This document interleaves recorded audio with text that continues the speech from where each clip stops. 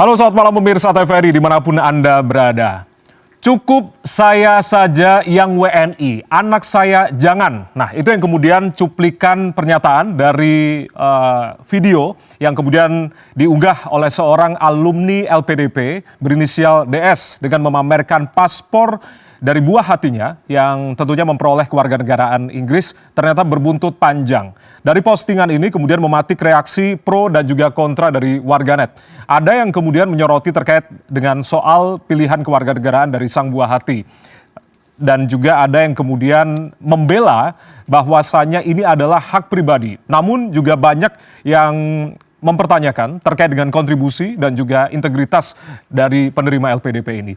Nah, Menteri Keuangan Purbaya tentunya menyatakan bahwasanya polemik ini sekaligus mengingatkan ataupun juga kemudian memperingatkan kembali bahwasanya memang beasiswa LPDP ini berasal dari dana yang dikumpulkan tentunya dari keringat pajak rakyat. Kontroversi ini tentunya seharusnya menjadi alarm yang serius bagi evaluasi kebijakan beasiswa negara. Lalu muncul pertanyaan di publik, LPDP ini untuk siapa? Itu yang kemudian kita akan bahas dalam Arah Angin di edisi malam hari ini bersama saya Ardianto Wijaya. Tentunya kita akan ajak diskusi malam hari ini sejumlah narasumber yang sudah hadir di studio TVRI. Kita akan sapa satu persatu. Di sebelah kiri saya ada Pak Dwi Larso, Direktur Beasiswa LPDP. Pak Dwi, selamat malam, salam sehat. Selamat malam, Mas Jaya. Baik, terima kasih sudah hadir di malam hari ini. Lalu di sebelah kanan saya ada Bu Hetifah Saifudian, Ketua Komisi 10 DPR RI. Bu Hetifah, selamat malam, salam sehat. Terima kasih sudah hadir Bu Hetifah. Dan juga ada Mas Indra Karismiaji, Direktur Eksekutif Center for Education Regulation and Development Analysis atau CERDAS. Mas Indra, terima kasih sudah hadir malam hari ini. Dan juga ada sang penerima LPDP juga, alumni LPDP. Dan sekaligus ada founder dari Mata Garuda, Mbak Rina Tania Anggreni. Mbak Rina, terima kasih sudah hadir malam hari ini. Terima kasih, Mas Jaya. Baik. Yang kemudian menjadi pertanyaan, saya akan mempertanyakan satu persatu. Yang terlebih dahulu ke alumni LPDP, Mbak Rina, sebetulnya LPDP ini untuk siapa menurut Anda? Untuk semua warga negara Indonesia. Untuk semua warga negara Indonesia. Untuk semua warga negara Indonesia, karena kan hak dasar untuk pendidikan. Okay. Jadi sebelum ada LPDP, untuk warga negara yang tidak mampu untuk mengambil kuliah S2, S3 itu kan kesulitan, terbatas opsinya untuk dalam negeri maupun untuk luar negeri. Setelah LPDP, jumlah penerima beasiswa LPDP yang keluar negeri itu semakin meningkat. Jadi jumlah warga negara Indonesia yang bisa diberangkatkan ke luar negeri juga semakin meningkat. Dan kampusnya pun ada prioritasnya. Tidak semua kampus kemudian difasilitasi oleh LPDP. Jadi ada kampus-kampus yang jadi prioritas misalkan. Itu juga salah satu yang memberikan kesempatan lah untuk misalkan ada salah satu penerima beasiswa LPDP, Mbak Raini, itu dari angkatan saya, beliau sempat viral di tahun 2014-2015 karena diantarkan oleh ayahnya, tukang becak, untuk wisuda di salah satu kampus ya di Semarang. Nah, beliau ini kemudian ingin melanjutkan kuliah S2 ke University of Birmingham, Inggris. Jadi waktu itu kami diminta untuk membantu lah bagaimana sih proses seleksinya, bagaimana cara membuat esainya, karena kan butuh banyak sekali persyaratan administratif ya, termasuk untuk tes bahasa Inggris IELTS-nya. Nah, dengan adanya LPDP, Mbak Raini ini kemudian bisa lanjut S2 dan bahkan S3 dari seorang putri yang bapaknya bekerja saat itu sebagai tukang becak. Ya, itu salah satu contoh sosok inspiratif tentunya ya, terkait dengan alumni LPDP. Saya akan tanyakan ke Mas Indra. Jadi kalau menurut Anda Mas Indra, dari kacamata Anda, LPDP ini untuk siapa? Kalau untuk siapanya ya harus orang-orang terbaik, calon pemimpin bangsa kita. Ya melalui seleksi tentunya ya, persyaratan. Harus melalui seleksi dan juga returnnya harus ada. Makanya nanti kebetulan ada wakil eksekutif di sini, ada wakil legislatif. Saya mau tanya, cara memandang LPDP sendiri, apakah itu investasi atau ini adalah jaring pengaman sosial atau bansos? Kalau tadi kan Mbak Rina seakan-akan menjelaskannya ini adalah bansos.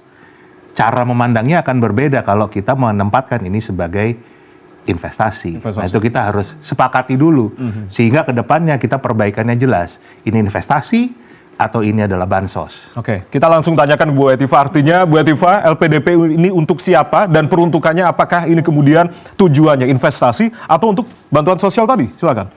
Pastinya LPDP itu untuk seluruh rakyat Indonesia.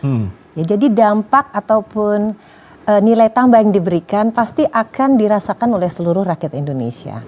Hanya yang mendapatkan secara langsung manfaat gitu ya adalah mereka-mereka yang memiliki motivasi untuk melanjutkan studi di bidang-bidang tertentu yang tentu saja diharapkan hasil dari apa yang mereka pelajari khususnya di negara-negara lain, di kampus-kampus terkemuka yang mungkin tidak selalu bisa ditemui di Indonesia, itu akan memberikan atau menciptakan berbagai tadi nilai tersendiri ya, inovasi-inovasi, riset-riset baru dan cara berpikir mindset yang baru gitu. Jadi mereka ini sebenarnya adalah agen-agen transformatif. Jadi sebenarnya LPDP ini bukan sekedar memberikan bantuan biaya pendidikan, tapi bagian dari nation building. Nation building. Gitu. Kita sebenarnya punya rencana untuk melakukan transformasi di bidang sumber daya manusia dan kita ingin membangun bangsa kita dengan berbasis SDM yang jauh lebih unggul. Nah, tentu SDM unggul yang sudah dihasilkan itu juga harus memiliki kontribusi ya untuk tadi membangun negara ini dengan lebih baik. Oke, kita tanyakan langsung artinya ke Pak Dwi. Artinya Pak Dwi merangkum dari semua narsum jawaban-jawaban ini, ada kemudian bisa memberikan pandangan terkait dengan mewakili dari LPDP, Kementerian Keuangan sendiri. Artinya LPDP ini untuk siapa? Tujuannya memangkah benarkah bansos atau lebih daripada itu investasi, Mas Indra tadi? Saya pikir, terima kasih Mas Jaya. Saya pikir semua sepakat ya, ini LPDP itu memang dimaksudkan untuk satu yang paling penting adalah untuk kemajuan bangsa. Ini dibentuk di tahun 2010 ya, kemudian 1 triliun waktu itu, kemudian meningkat ya sampai 10 triliun 2012 LPDP berdiri, 2013 memberikan beasiswa. Tentunya angkanya masih cukup kecil. Jadi waktu di awal memang best of the best. Ini investasi. Dan diberikan best of the best ya, belum masuk area afirmasi segala macam. Tapi dengan perkembangannya di tahun 2020 sudah ada 52 triliun. 52 triliun. Ya, tentunya sudah mulai lah untuk afirmasi, untuk pesantren begitu ya. Nah, di tahun 2021 ada Perpres ya 211 yang menyatakan bahwa LPDP bekerja sama dengan Dikbudristek waktu itu, Kementerian Agama, dan kemudian juga BRIN untuk memberikan porsi yang memang dibutuhkan untuk mendukung program-program yang ada di kementerian dan lembaga. Jadi tidak hanya S2, S3 yang ada di LPDP, tapi juga kemudian ada S1, ada non-degree, pendidikan guru ya, itu untuk non-degree yang dilaksanakan oleh kementerian dan lembaga. Nah, sekarang LPDP punya dana abadi 180 triliun, di mana dana abadi pendidikan, diantaranya termasuk di dalamnya adalah dana abadi pesantren, itu 150 triliun. Ya, sekitar 30 triliun itu ada dana abadi penelitian, dana abadi perguruan tinggi, dan dana abadi kebudayaan. Nah, tentunya layanannya menjadi lebih luas. Nah, kalau saya ingin sampaikan sekarang itu LPDP sepertiganya itu adalah untuk golongan afirmasi, di mana di dalamnya adalah para difabel, kelompok prasejahtera, dan juga dari daerah 3T. Ini mereka tetap memakai kata investasi, mencari best of the best dari kelompok ini. Di mana negara hadir, seleksinya atau persyaratannya sangat minim. Bahkan untuk yang dalam negeri tidak diminta syarat bahasa Inggris, LPDP hadir untuk memberikan pengayaan bahasa. Nah, yang lain adalah kelompok PNS TNI Polri. Ya, ini juga kita berikan keberpihakan. Yang lain adalah umum. Nah, kalau kita melihat secara umum, sebenarnya PNS TNI Polri ini kira-kira 24% ya dari semua. Kelompok yang afirmasi itu 33 sampai 40% setiap tahun. Jadi yang tersisa untuk golongan yang katakanlah tidak berbentuk ini, tidak terkategorikan, bisa yang kaya tapi tidak terlalu kaya, bisa yang cerdas karena bisa menembus unitas top dunia, itu ya kira-kira sisanya. Ya 24 ditambah 33 ya sisanya pasti kurang dari 40% gitu ya. Ini kelompok itu. Jadi merit kita adalah untuk investasi, mencari yang terbaik.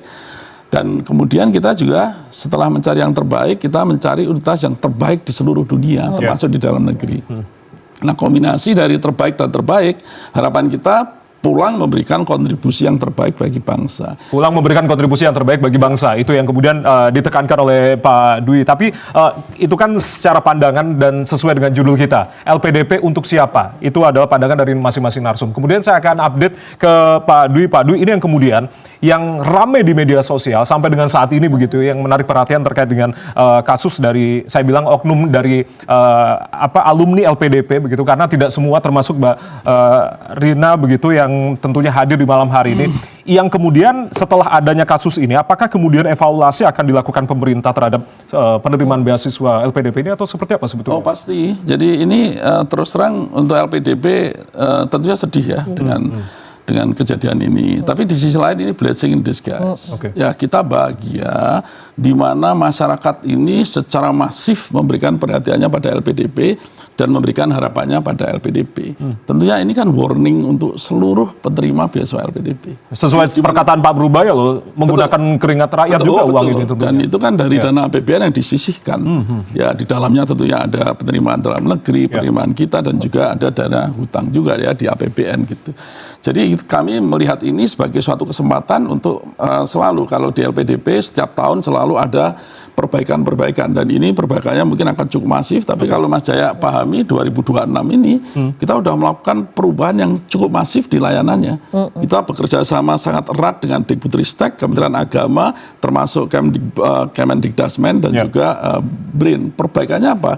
Kita fokus untuk mendukung industri strategis, ya tentunya didukung oleh sosial humaniora yang akan mendukung industri itu. Dan ini taruhan kalau kita bilang 2045, 19 tahun lagi, kita harus, Indonesia nggak akan maju kalau industri yang nggak maju, gitu kan. Nah, kita fokus kepada 8 industri yang sudah dicanangkan oleh pemerintah.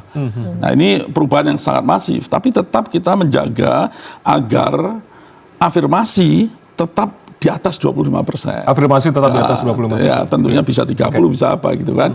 Tetap kita jaga. TNI juga, TNI Polri dan juga PNS selalu ada porsinya juga gitu ya. Baik, Pak, yang kemudian menjadi update, masyarakat kemudian bertanya terkait dengan update sendiri. LPDP tentunya sudah berkomunikasi dengan suami dari DS sendiri, yakni AI begitu, karena kemudian belum melakukan kewajibannya untuk mengabdi ke Indonesia. Bagaimana perkembangan sendiri termasuk sanksi untuk pembayaran ini? Saya sendiri kebetulan ikut di situ. Jadi kita bergerak cepat. Jadi begitu ada berita, kita mendapatkan laporan, tentunya langsung kita menghubungi yang bersangkutan, klarifikasi, dan memang kita anggap terjadi pelanggaran, dan ini tentunya sudah kalau dari si LPDP sudah clear, sudah putus, hanya proses di LPDP kami akan laporkan di BU dan kemudian tentunya sanksi itu akan diterbitkan. Ya, ini very clear. Ya. Dan menyanggupi pengembalian dana itu tadi, kerugian negara berapa? Kerugian negara sedang dihitung karena kan ini pada tahun itu berapa segala macam, dan ini memasukkan master dan doktor. Kisaran sekitar berapa, Pak Dwi? Saya pikir pasti masuk M karena di luar negeri ya. Puluhan M atau? Oh, enggak sampai M. Oke, baik. Saya langsung ke Bu Hetifah. Bu Hetifah, ini yang kemudian menjadi sorotan publik. Ada yang kemudian pro dan kontra, ada yang menyoroti soal pilihan kewarganegaraan buah hati, ada juga yang kemudian membela. Ini kan ada hak pribadi begitu, ada yang kemudian mempertanyakan juga terkait dengan kontribusi dan juga integritas dari penerima LPDP. Tanggapan Anda, Bu Hetifah? Tentu kalau terkait dengan masalah pilihan individu, yaitu hak konstitusional yang bersangkutan. Namun ini kan bukan hanya terkait dengan soal hak individu ya, tapi terkait dengan soal amanah yang sudah diberikan kan. Karena sebelumnya tentu sudah ada perjanjian, dan harapan-harapan itu juga sudah dikemukakan gitu ya. Mengapa yang bersangkutan dipilih, tentu sudah ada satu proses. Di awal itu yang saya tahu LPDP cukup ketat ya di dalam memastikan bahwa rencana jangka panjang yang bersangkutan itu seperti apa. Tapi tentu saja di antara sekian banyak orang ya bisa saja terjadi seperti ini, dan menurut saya ini kesempatan untuk kita mengingatkan kembali kan kepada LPDP, dan LPDP saya apresiasi ya sangat terbuka dengan masukan-masukan publik seperti ini. Bahkan tadi disampaikan ini blessing in disguise gitu ya. Kita perlu memperkuat misalnya tadi dari aspek rekrutmen. Kalau memang tadi dirasa perlu afirmasi lebih, itu ternyata sudah dilakukan juga upaya-upaya misalnya untuk penyandang disabilitas, untuk mereka yang berasal dari daerah-daerah terpencil dan sebagainya. Bukan LPDP-nya yang membuat suatu kriteria misalnya harus IELTS segini dan sebagainya. Tapi untuk bisa menembus perguruan tinggi tertentu yang berkualitas di luar negeri pasti memang ada syarat-syaratnya. Nah justru LPDP tuh ingin membimbing gitu anak-anak ini, terutama mereka yang dari kelompok afirmasi, agar mereka mampu menembus persyaratan dari perguruan tinggi terkemuka di berbagai negara. Nah, nanti juga ketika mereka pulang gitu ya, kami juga berharap ini juga evaluasi kan gitu ya, ketika melakukan studi juga, dan ketika mereka pulang berbagai informasi, kesempatan, peluang kerja, usaha ataupun networking itu juga selalu diberikan oleh LPDP kepada alumni-alumni. Itu yang kita harapkan ya, dan tentunya kami berharap karena kita ini sekarang hidup di era digital ya Pak Dwi Larso, tentunya pelacakan terkait dengan alumni ini harus diperkuat gitu. Sebenarnya itu tidak sulit, tapi mungkin ada dari mereka yang harus dikejar gitu. Jadi harus proaktif juga, kita tidak semata-mata, mungkin Mata Garuda juga sangat membantu kan sebagai network antar penerima atau alumni untuk bisa memastikan bahwa monitoring ini berjalan sistematis. Bukan hanya soal mereka bekerja di mana, kemudian kontribusi produktifnya kepada bangsa ini apa, tapi juga antar sesama mereka dan antar berbagai institusi atau KL yang mungkin juga dari mereka sebetulnya sangat membutuhkan alumni-alumni ini. Nah, jadi LPDP yang menjadi semacam pool of resources kan sebenarnya gitu. Supaya jangan sampai ada di antara mereka yang pulang ke Indonesia merasa bahwa mereka tidak diberi kesempatan. Sebenarnya itu sayang sekali, karena saya juga mendengar ada beberapa alumni yang merasa bahwa ketika pulang ke Indonesia tidak seperti dibutuhkannya oleh di negara mereka sekolah gitu. Nah ini yang padahal bertujuan untuk mengabdi begitu ya Bu ya, untuk mengabdi. Mereka mau mengabdi gitu kan, tetapi mungkin tidak semudah itu mendapatkan posisi yang tepat sesuai dengan minat mereka dan harapan-harapan mereka ke depannya gitu. Nah nanti mungkin di samping hal yang terkait dengan sistem monitoring ini, mungkin ke depan juga saya terpikir gitu ya Mas Dwi Larso ya, apakah ada satu pengembangan model kontribusi yang lebih adaptif juga gitu di era global sekarang gitu, karena kita kan sekarang hanya jadi kita harus realistis ya bahwa mobilitas global saat ini kan sangat tinggi gitu. Jadi apakah LPDP bisa mengembangkan model-model kontribusi yang juga lebih fleksibel bagi anak-anak alumni ini gitu ya, karena contohnya seperti apa? Contohnya gini ya, misalnya riset kolaboratif antar Indonesia dengan negara lain, berarti mereka bisa juga bekerja di negara lain, tetapi melakukan fungsi transfer teknologi, fungsi jejaring investasi, fungsi penguatan diaspora strategis, dan berbagai fungsi lainnya gitu. Jadi mereka tetap mendukung kepentingan Indonesia, walaupun mereka tidak berada secara fisik di Indonesia. Itu sekarang kan banyak sekali peluang-peluang seperti itu. Jadi juga jangan kita hanya menuduh mereka yang bekerja di luar negeri itu berarti dia tidak nasionalis. Nah itu mungkin model-modelnya lebih dikembangkan lagi opsi-opsinya gitu ya. Sehingga mereka juga tidak merasa bersalah, tapi kita juga mendapat keuntungan. Indonesia tetap untung walaupun mereka tidak di Indonesia. Masukan yang menarik dari Ibu Hetifah begitu. Saya mungkin ke Mas Indra, apakah kemudian tadi kontribusi yang adaptif, yang fleksibel tadi disarankan, lalu evaluasi apa kemudian catatan dari Mas Indra? Ya, kalau kita sepakat LPDP ini adalah investasi, berarti yang selalu harus kita kejar adalah return on investment-nya. Jadi kita sebagai pembayar pajak ini sudah mengeluarkan uang sekian triliun, ada kembalinya nggak, ada kontribusinya nggak, itu yang harus dihitung. Ya kan? Karena kita udah sepakat nih, minimal dari Pak Dwi Larso dan Bu Hetifah, eksekutif dan legislatifnya sepakat kalau ini investasi. Selama ini belum dilakukan hal itu atau seperti apa sebetulnya? Kita belum pernah melihat secara utuh ya. Belum lihat secara utuh artinya. Tidak terukur. Tidak terukur begitu. Ukurannya untuk ukurannya. Itu cara ngitungnya ada kan begitu untuk ke sana. Tapi juga yang harus kita lihat tadi masalah ekosistem. Ekosistem pasca mereka belajar, begitu mereka selesai, apakah memang sudah disiapkan untuk mereka berkarya mengembangkan Indonesia ini? Tadi yang disampaikan oleh Bu Hetifah kan, jangan-jangan memang banyak bidang-bidang yang sebetulnya mereka pelajari, tapi begitu di dalam nggak ada ekosistemnya, mereka nggak bisa berkarya. Contoh yang paling simpel saja, Indonesia itu tidak punya satupun yang namanya research university, semuanya teaching university. Karena environment-nya nggak dibuat untuk bisa melakukan riset yang benar. Apalagi kalau risetnya pakai APBN. Wah, itu harus ngikutin betul-betul model pelaporan APBN yang terus terang hasil risetnya nggak bisa dipertanggungjawabkan. Kita ada badan riset juga loh Mas, ada BRIN iya. juga begitu kan? Tapi Mas Indra? kita lihat seorang periset itu nggak bisa statusnya PNS. Di negara manapun yang namanya dosen, namanya profesor, guru besar, itu nggak ada yang statusnya PNS. Kenapa? Karena anggaran itu mereka yang bawa ke kampus. Mereka modelnya adalah tenure. Gitu. Jadi kontrak dengan universitas. Bahkan mereka yang membawa dananya. Ya. Kita nggak punya sistem itu. Kita masih semua bergantung pada pemerintah. Akhirnya hasil risetnya itu nggak bisa bertanggungjawabkan. Buktinya apa? Sampai hari ini industri terbesar kita adalah masih ekstraktif, yang masih mengeruk kekayaan alam kita sendiri. Belum sampai yang inovatif. Itu kan bukti kalau memang riset kita bermasalah di sana.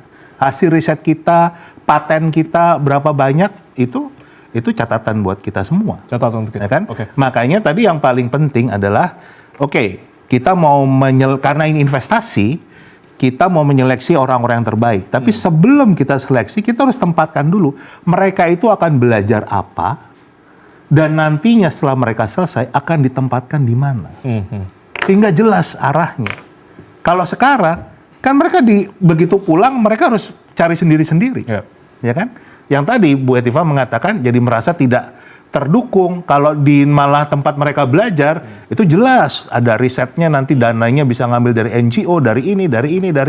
Saya boleh kasih masukan sedikit? Oke, tanggapan dari Mbak Arina, artinya setelah Anda lulus kemarin, apakah kemudian ekosistem di dalam negeri mendukung begitu atau seperti apa sebetulnya? Sebenarnya ada dua hal.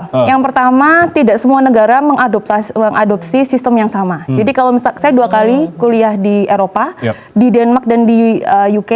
Dua-duanya banyak profesor yang kemudian mendapatkan dana itu dari pemerintah dan statusnya sebagai quote unquote kalau di sini ASN.